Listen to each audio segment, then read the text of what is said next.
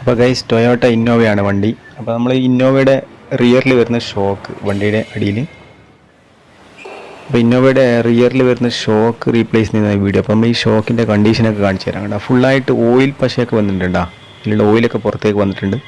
അപ്പോൾ നമ്മൾ ആദ്യം വണ്ടി ലിഫ്റ്റിൽ വെച്ചിട്ടാണ് ഷോക്ക് റീപ്ലേസ് ചെയ്യാൻ പോകുന്നത്.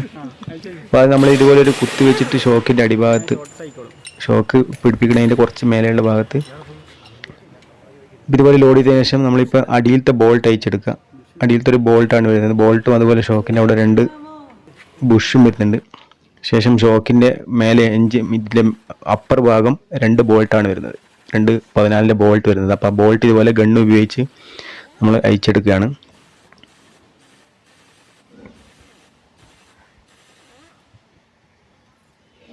ബോൾട്ട് കുറച്ച് നീളം കൂടുതലായതുകൊണ്ട് കുറച്ച് സമയം അധികം അഴിച്ചെടുക്കേണ്ടി വരും. അപ്പോൾ നമ്മൾ ഷോക്ക് അഴിച്ചെടുത്തു. ഇപ്പോൾ ഇതാണ് ഷോക്കിൻ്റെ കണ്ടീഷൻ. കണ്ട, ഷോക്ക് ഇതുപോലെ പ്രസ് ചെയ്ത സമയത്ത് റിട്ടേൺ ഒന്നും വരുന്നില്ല. അതുപോലെ അതിൻ്റെ അകത്തുള്ള ഓയിലൊക്കെ ലീക്കായിട്ടുണ്ട്. കണ്ട, റിട്ടേൺ വരുന്നില്ല. ഇതാണ് പുതിയ ഷോക്ക്.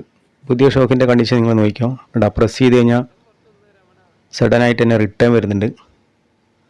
അപ്പോൾ നമ്മളിത് റീപ്ലേസ് ചെയ്യാൻ പോകുന്നത്, അപ്പോൾ ഷോക്കിൻ്റെ മുകളിൽ വരുന്ന പഴയ ഷോക്കിൻ്റെ മുകളിൽ വരുന്ന ഒരു ക്ലാമ്പ് ഉണ്ട്, ബോൾട്ട് ഹോൾഡർ. ആ ഹോൾഡർ വണ്ടിയിലേക്ക് പിടിപ്പിക്കുന്ന ഭാഗത്ത് ഹോൾഡർ ഇത് അയച്ചെടുക്കണം.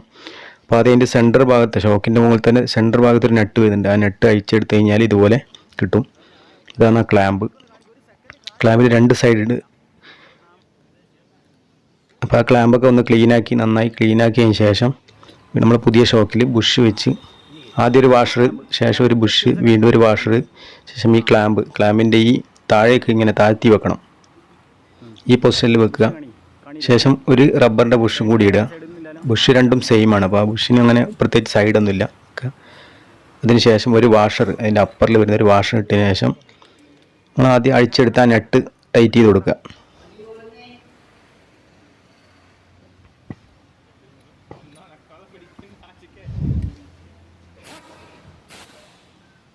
അപ്പോൾ നമ്മൾ നെറ്റ് ടൈറ്റ് ചെയ്ത് കഴിഞ്ഞു. അപ്പോൾ ഇതാണ് ഷോക്ക് കണ്ടീഷനൊക്കെ. നല്ല പുതിയ ഷോക്ക് തന്നെയാണ്. അപ്പോൾ അതിന് ഷോക്കിൻ്റെ താഴെ ഭാഗത്ത് 2 വാഷറൊക്കെ വരുന്നുണ്ട്, റബ്ബറിൻ്റെ. അതാണ് ഷോക്ക്. ഇതാണ് പഴയ ഷോക്കും പുതിയ ഷോക്കും തമ്മിലുള്ള വ്യത്യാസം. കണ്ട, ഷോക്ക് ലീക്കായിട്ട് അമർന്നിരിക്കുകയാണത്, അമർന്നു പോയിട്ടുണ്ട്.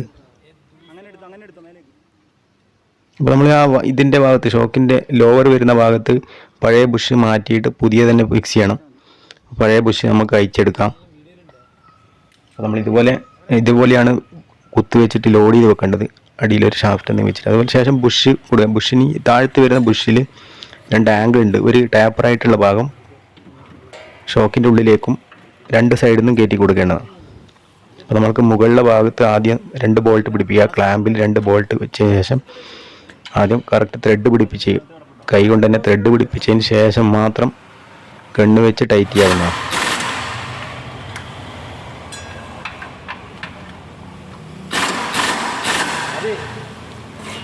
അപ്പോൾ നമ്മൾ മുകൾ ഭാഗത്ത് പിടിപ്പിച്ച് കഴിഞ്ഞു. ഇനി താഴത്തെ ഭാഗത്ത് ആദ്യം ബുഷ് ഇടുക. ശേഷം ഷോക്ക് ഒന്ന് ആ ബുഷിലേക്ക് അമർത്തി വെച്ച് കൊടുക്കുക. ശേഷം ആ ടാപ്പറുള്ള ഭാഗം ഷോക്കിൻ്റെ ഉൾഭാഗത്തേക്ക് കയറ്റി വെച്ച് അതിൻ്റെ ബോൾട്ടും വാഷറും, ഒരു വാഷ് വരുന്നുണ്ട്, കുറച്ച് ഒരു പരന്ന് കിടക്കുന്ന ഒരു വാഷ് ഉണ്ട്, ആ വാഷ് ഇടുക. ശേഷം ഒരു ബോൾട്ടാണ് വരുന്നത്, 17 സൈസ് വരുന്ന 17 സോക്കറ്റ് വരുന്ന ബോൾട്ടാണ് വരുന്നത്. അപ്പോൾ ആ ബോൾട്ട് നമ്മൾ ഇതുപോലെ ത്രെഡ് പിടിപ്പിച്ചതിന് ശേഷം ഗണ്ണ് വെച്ച് ടൈറ്റ് ചെയ്യുന്നു. അപ്പോൾ നമ്മൾ ഷോക്ക് മാറ്റിയിട്ട് കഴിഞ്ഞു. അപ്പോൾ എന്തായാലും വീഡിയോ ഇഷ്ടപ്പെട്ടാൽ ലൈക്ക് ചെയ്യുക, ഇഷ്ടപ്പെട്ടില്ലെങ്കിൽ ഡിസ്ലൈക്ക് ചെയ്യുക. തുടർന്നും ഇതുപോലുള്ള വീഡിയോകൾക്കായി ചാനൽ മറക്കാതെ സബ്സ്ക്രൈബ് ചെയ്യുക. അപ്പോൾ മറ്റൊരു വീഡിയോയുമായി കണ്ടുമുട്ടാം. എല്ലാവർക്കും ഗുഡ് ബൈ.